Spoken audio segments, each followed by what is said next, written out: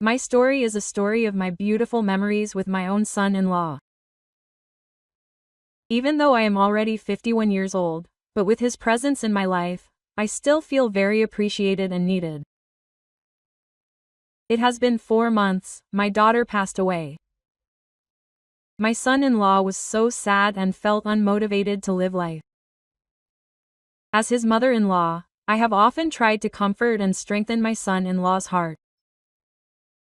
However, he still always thought about his late wife, which made him rarely go to work because of the spirit that had disappeared from him. His life seemed unkempt without his wife. In addition, their child, who is also my grandson, seemed unkempt even though there was a maid in his house. Until finally I took the initiative to tell him to live with me. I am a widow who is 51 years old, and so far I have only lived with my second child, who is now in college and is also a maid. I asked my son-in-law to live in my house so that his child would have someone to take care of. Besides, he was my first grandchild. However, after my son-in-law and grandson lived in the house, my life and my son-in-law's life changed 180 degrees.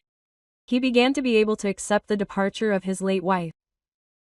But on the other hand, a new chapter of my life journey seemed to have begun with his presence. My son-in-law and I were trapped in a feeling that should not have been there. I realized that all of that was a mistake in our household life. However, my awareness seemed to be shaken by the feeling of wanting to help make my son-in-law happy. Since my son-in-law and my toddler grandson lived with us, the house became more crowded. As usual, it was only me, my maid, and also my second child, who was currently busy with his studies and was rarely at home. This house sometimes felt quiet, but with the presence of my grandson, who was being cute, the house became lively. However, my son-in-law still could not forget his late wife. He still mourned his wife's departure, and after coming home from work, he mostly locked himself in his room and rarely wanted to eat or gather with us. Until one night, I took the initiative to see the condition of my son-in-law in his room, while my grandson was already asleep and being guarded by my maid in the front room. Then I moved to the back room to see the condition of my son-in-law. Because I was so worried. My son-in-law had not eaten since this afternoon. I was afraid that he would get sick. I tried knocking on the door and calling him from outside. But there was no answer from inside the room. So I just opened the door because it was unlocked. At that time I was also sad to see my son-in-law. He looked lost in thought with a blank stare while sitting on the edge of the bed.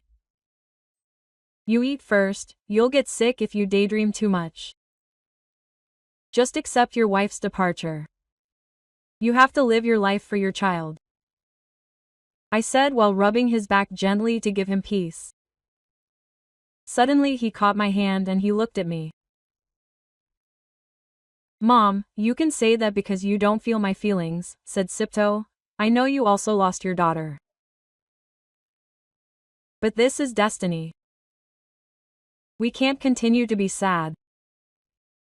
It's better for you to try to accept it because you are still young.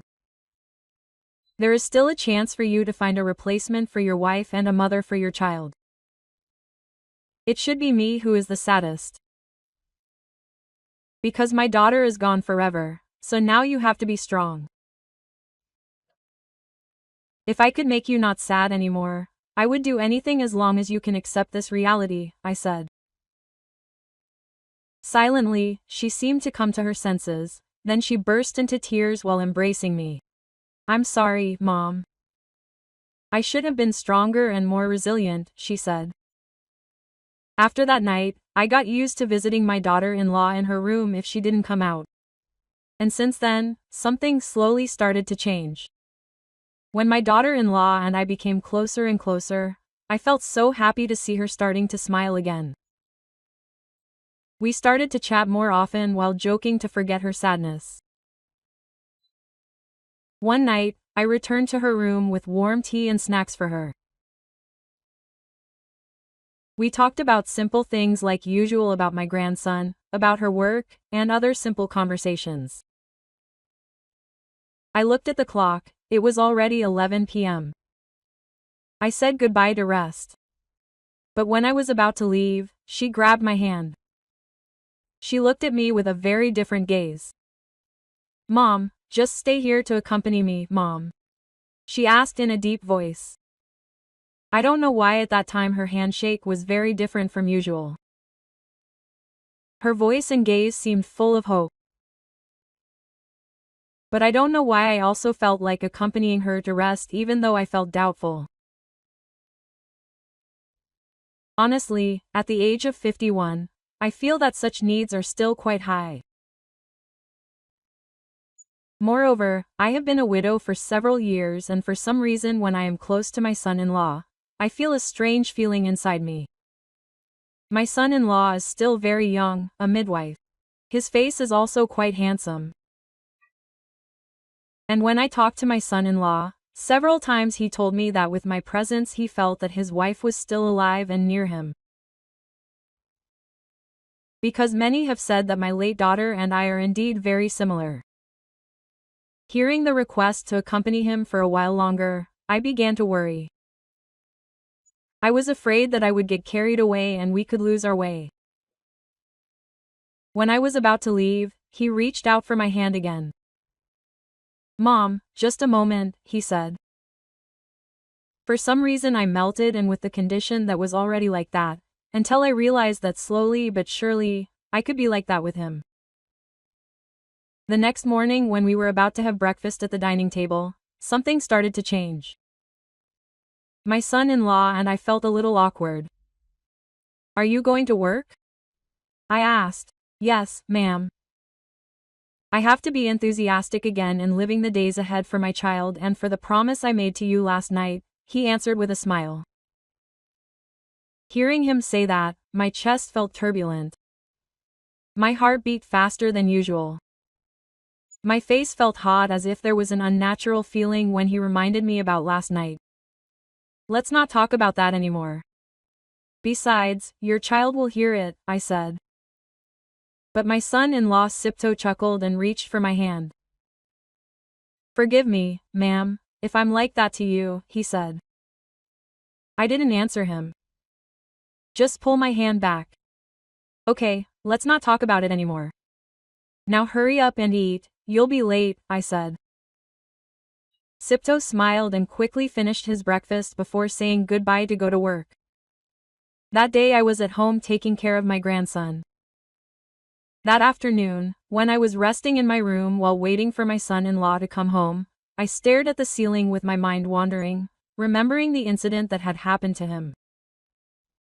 I should have been able to prevent it at that time. But even if it didn't come to that, maybe later he wouldn't be enthusiastic about going through his day. Because last night my son-in-law asked me like that so that he could accept his wife's departure. He said that since my presence, he could live his life normally again like before. What I gave him made him forget his lingering sadness. I was really in a dilemma. Right now I'm happy that my son-in-law is no longer sad. However, on the other hand, I know what happened to him was a big mistake.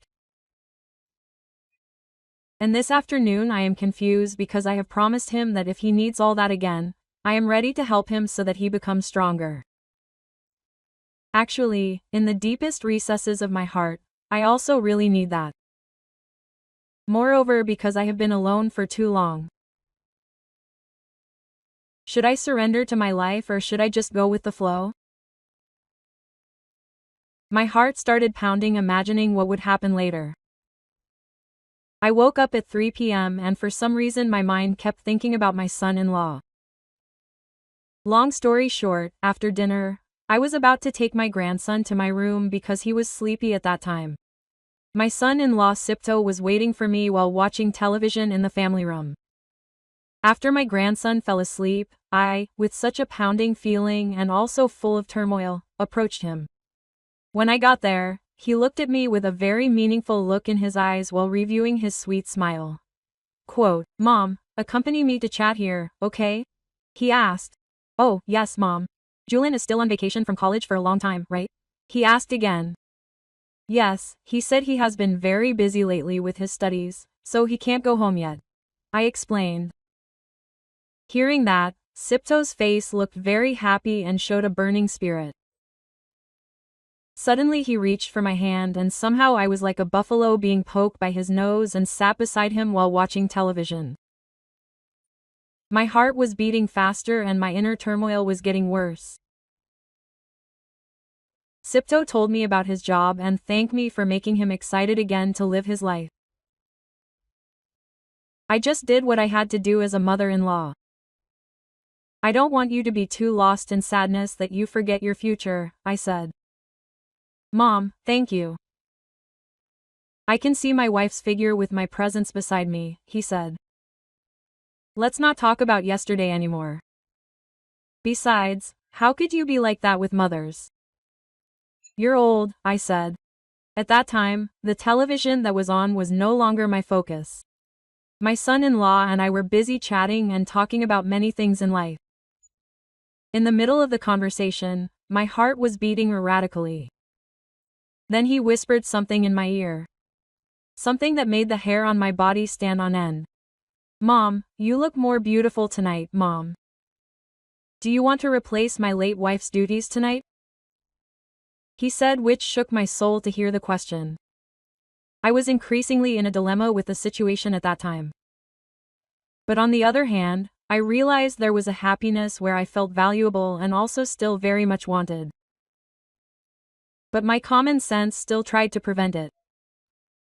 Sipto, Mother doesn't want that to happen again, I said even though I said that. But actually my heart really needed it from my facial expression and gestures as if making her understand what I was thinking at that time. Why should you reject and avoid your own feelings?